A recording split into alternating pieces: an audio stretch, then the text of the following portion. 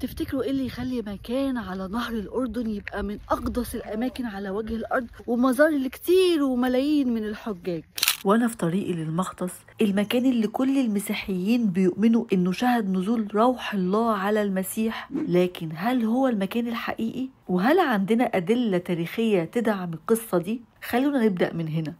المختص أو بيت عنيا عبر الأردن، المكان اللي المسيحيين بيؤمنوا إنه شهد معمودية المسيح على إيد يوحنا المعمدان. طيب ليه المكان ده بالذات؟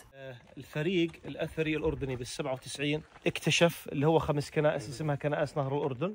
الكنيسة الأولى اللي هي القواعد المربعة اللي موجودة قدامنا، بعدين في عندنا هناك بقايا أو اللي هو كنيستين تحت الشلتر تحت العريشة، وفي واحدة برا.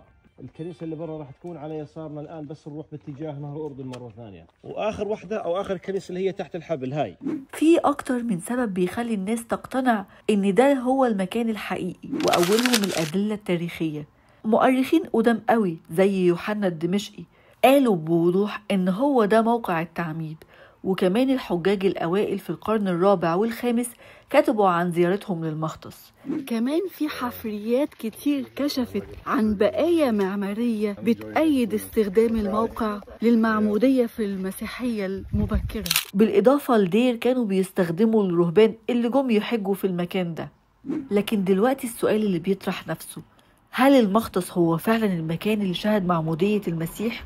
بغض النظر عن إيمانك، المكان ده تجربة تستحق الزيارة. فلما تعمد يسوع صعد من الماء في الحال، وإذا السماوات قد انفتحت له ورأى روح الله هابطا ونازلا عليه كأنه حمامة، وإذا صوت من السماوات يقول: هذا هو ابن الحبيب الذي به سررت كل السرور.